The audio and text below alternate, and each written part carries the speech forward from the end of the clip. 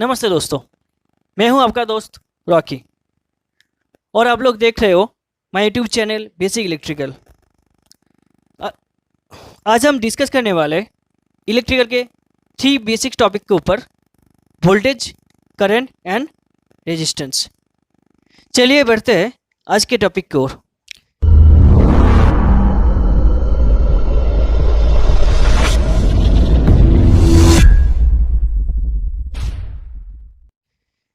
Main topic की ओर बढ़ने से पहले फ्रेंड्स, आप लोगों को थोड़ा सा जानकारी दे दूं इलेक्ट्रिसिटी के बारे में, और भी जानेंगे ये कहाँ पर बनते, कैसे ट्रांसमिशन होता है। तो सबसे पहले हम जान लेते हैं इलेक्ट्रिसिटी होता क्या है। Electricity is the flow of electrical power और electricity is a form of energy. ठीक है, हमारे घर पे जो आते हैं बिजली आते हैं, उसे हम हमारे घर में जो पंखा या टीवी ये सब चलते हैं। तो फिर आप लोग समझ गए होंगे इलेक्ट्रिसिटी क्या होता है। इलेक्ट्रिसिटी का मतलब ही होता है फ्लो ऑफ इलेक्ट्रिकल पावर। ठीक है, तो अब आप जान लेते हैं इलेक्ट्रिसिटी बनते कहाँ पर है। दोस्त फ्रेंड्स, आप लोग देख सकते हो इस पिक से हमारा जो पहले वाला ब्लैक कलर का एरिया है वो हमारा जनरेटिंग स्टेशन है, जहाँ पर हमारे बिजली बनते हैं। उसके बाद आप लोग देख सकते हो एक ट्रांसफार्मर लगा हुआ है, जिसके बाद माने जनरेटिंग स्टेशन के बिजली प्रोड्यूस होने के बाद इस बिजली को हम लोग क्या करते हैं, स्टेप अप करते हैं, थोड़ा सा बढ़ाते हैं।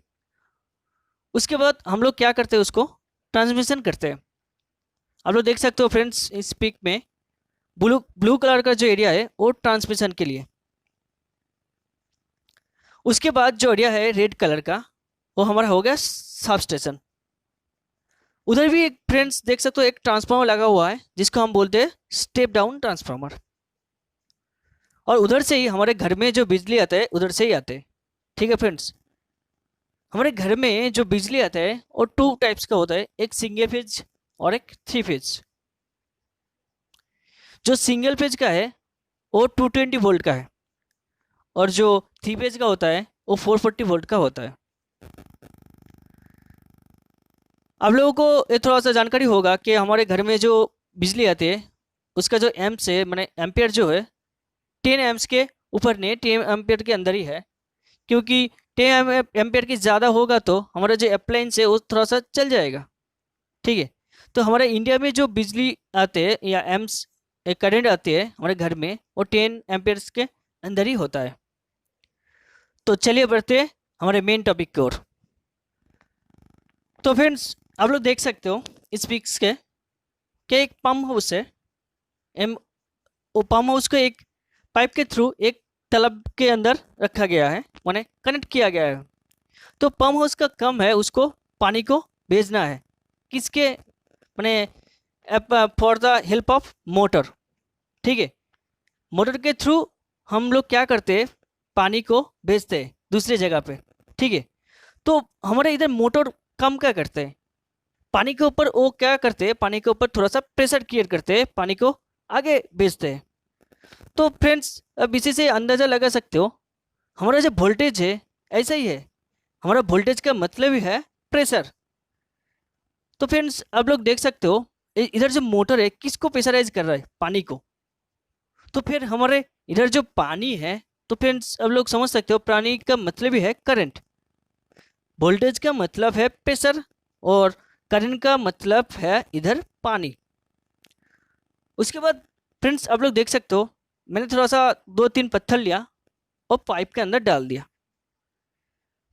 तो फ्रेंड्स आप लोग देख सकते हो कि पहले जिस तरह से पानी आ रहा था, पत्थर डालने के बाद पानी थोड़ा सा कम आ रहा है। तो फिर क्यों कम आ रहा है, इस पत्थर को डालने के बाद ही हमारा जो पानी है वो कम आ रहा है। तो ये पत्थर कम क्या कर रहा है, पानी का जो फ्लो है उसके रास्ते पे रुकावट डाल रहा है, इसलिए हमारे जो पानी पाइप से जो पानी वो कम आ रहा है। तो यही हो गया हमारा रेजिस्टेंस। तो अब लोग फ्रेंड्स आप लोग समझ चुके होंगे वोल्टेज का मतलब है प्रेशर, और करंट का मतलब है इधर फ्लो ऑफ इलेक्ट्रॉन यानी वाटर, और इधर जो पत्थर है जो फ्लो को रोक रहा है, ठीक है, वही होगा हमारा रेजिस्टेंस। आप लोग इस टेबल से समझ सकते हो, इधर जो पंप है, पंप मतलब कि प्रेशर यानी वोल्टेज। इधर जो जिसको पाइप दिखाया गया है, समझिए वो एक वायर है, और इसके उस पाइप के अंदर जो स्टोन है, स्टोन क्या कर रहा है, पानी का फ्लो है उसको रोक रहा है। तो फिर वो हो गया हमारा रेजिस्टेंस। रेजिस्टेंस का मतलब ही है फ्लो ऑफ इलेक्ट्रॉन को हमको रोकना, और फ्लो ऑफ इलेक्ट्रॉन का मतलब ही है करंट। और इधर जो वाटर है यानी फ्लो ऑफ इलेक्ट्रॉन है, वो हो गया हमारा करंट। तो फिर फ्रेंड्स, अब इस पिक से थोड़ा सा और भी बढ़िया समझ जाओगे। देखो फ्रेंड्स, इधर 3 कैरेक्टर्स, एक आदमी है जिसको आगे जाने के लिए धक्का दे रहा है, और एक जो आदमी है उसको बंद कर रखा है। हम लोग इधर से भी समझ सकते हो वोल्टेज, रेजिस्टेंस और करंट होता क्या है। तो वोल्टेज का काम ही है प्रेशराइज करना, किसको, इलेक्ट्रॉन को। इलेक्ट्रॉन का मतलब करंट को। आप लोग देख सकते हो इधर प्रेशर जो है वो वोल्टेज है, किसको आगे भेज रहा है, करंट को, ठीक है। और करंट को किसने बंद कर रखा है, ओहम यानी रेजिस्टेंस। तो फिर फ्रेंड्स आप लोग समझ सकते हो रेजिस्टेंस का मतलब भी है करंट को आगे जाने से रोकना। इस कार्टून से आप समझ सकते हो वही काम कर रहे हो, यानी वोल्टेज मतलब प्रेशर, जिसको हम लोग V से डिनोट करते हैं, और करंट का मतलब हो गया फ्लो ऑफ इलेक्ट्रॉन, ठीक है। और रेजिस्टेंस का मतलब हो गया अपोज द फ्लो, किसका फ्लो, करंट का जो फ्लो यानी इलेक्ट्रॉन का जो फ्लो, उसको अपोज करना। तो फ्रेंड्स आप लोगों को थोड़ा सा आइडिया हो गया होगा कि वोल्टेज यानी क्या है, करंट यानी क्या है, रेजिस्टेंस यानी क्या है।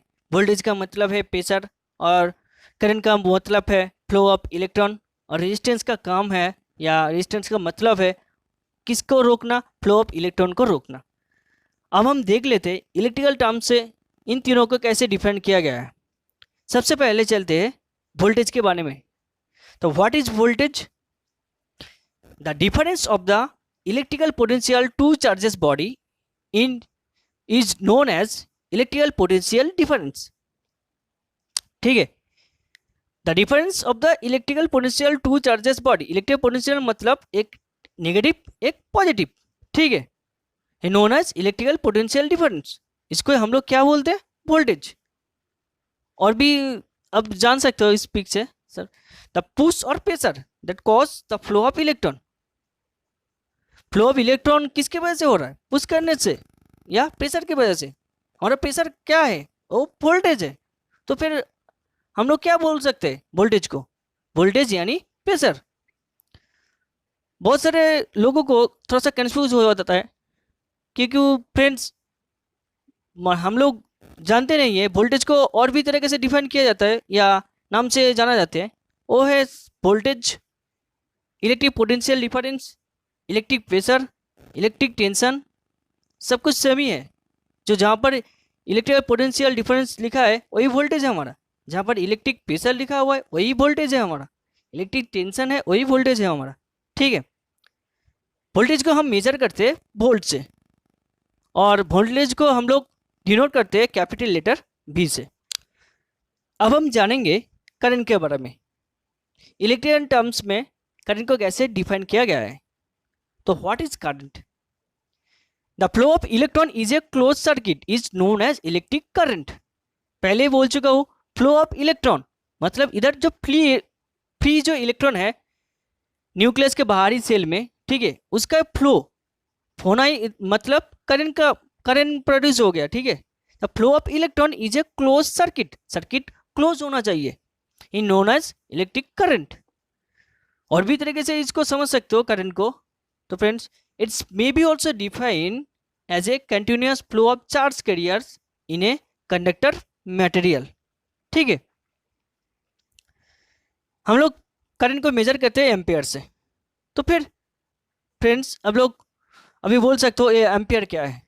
एम्पियर का मतलब है the rate of flow of 1 coulomb of charge पर सेकेंड। इसका मतलब है 1 सेकेंड में कितना चार्ज फ्लो हो रहा है, तो उसी को हम एम्पियर बोलते हैं, ठीक है।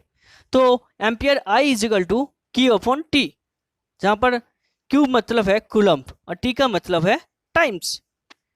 हम लोग एम्पियर्स को कैपिटल लेटर ए से डिनोट करते हैं। उसके बाद देखते हैं फ्रेंड्स, मैंने एक बैटरी के साथ एक एलईडी को कनेक्ट किया है एक वायर के थ्रू। आप लोग देख सकते हो जो पॉजिटिव साइड एलईडी का जो पॉजिटिव माने बड़ा है, जो नॉब बड़ा है उसके साथ कनेक्ट किया है और जो छोटा है वो निगेटिव से कनेक्ट किया है। तो फिर फ्रेंड्स आप लोग देख सकते हो इलेक्ट्रॉन का जो फ्लो है वो निगेटिव से पॉजिटिव की तरफ।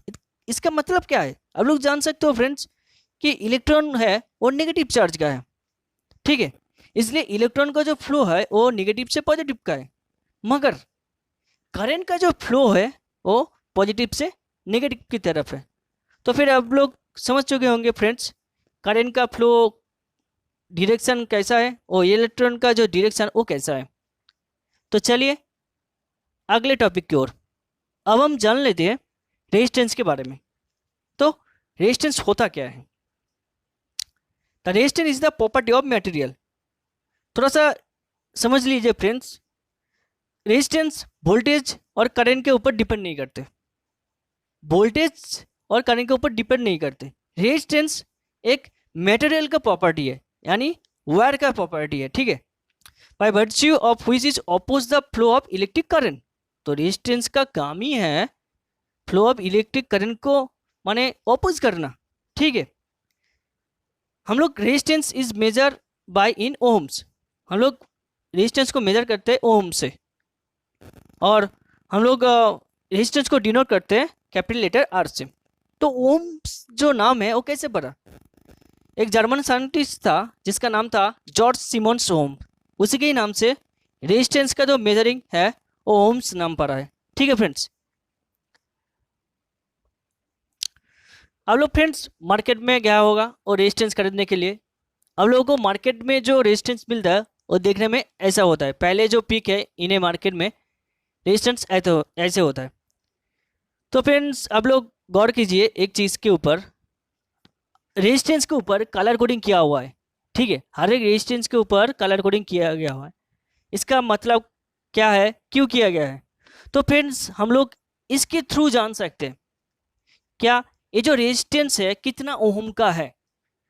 तो इसके बारे में हम अगले वीडियो में बात करेंगे। तो अभी फिलहाल इतना ही जान लीजिए जे ये जो कलर कोडिंग किया गया है उसी के लिए हम लोग इस कलर कोडिंग से कैलकुलेट करके निकल सकते हैं कि इसका जो ओम है रेजिस्टेंस है कितना ओम का है, ठीक है।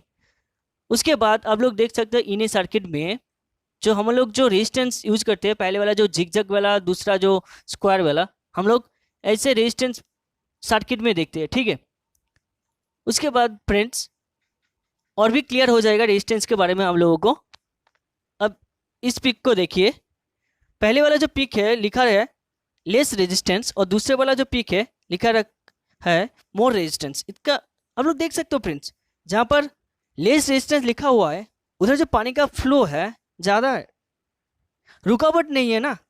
दूसरे वाला जो रेजिस्टेंस का है, दूसरे वाला जो पिक है उधर देखिए थोड़ा सा रुकावट है, यानी मोर रेजिस्टेंस, उधर जो पानी का जो फ्लो है थोड़ा सा कम है। यानी रेजिस्टेंस का मतलब ही है पानी का जो फ्लो है उसको ऑपोज करना, ठीक है फ्रेंड्स। चलिए अब हम तो जान गए वोल्टेज, करंट एंड रेजिस्टेंस के बारे में। तो फिर हम लोग कैसे इसको कैलकुलेशन कर सकते हैं? हमको इन्हें ओम्स लो हम लोग जान सकते हैं V इजिकल टू IR। इधर से भी हम लोग थोड़ा सा कैलकुलेट कर सकते हैं थ्री ट्रायंगल से। पहले जो ट्रायंगल है वो उधर से क्या, voltage is equal to I into R, ठीक है। इधर से हम लोग वोल्टेज को कैलकुलेट कर सकते हैं। दूसरा वाला जो ट्रायंगल है उधर से हम लोग करंट को कैलकुलेट कर सकते हैं, I is equal to V upon R। चलिए तीसरे ट्रायंगल के पास इधर से हम लोग R को कैलकुलेट कर सकते हैं, R is equal to V upon I। तो फ्रेंड्स हम लोग समझ चुके होंगे वोल्टेज, करंट और रेजिस्टेंस होता क्या है। तो फिर आज के लिए वीडियो इतना ही। मेरा वीडियो अच्छे लगे तो लाइक और सब्सक्राइब करना। जय हिंद।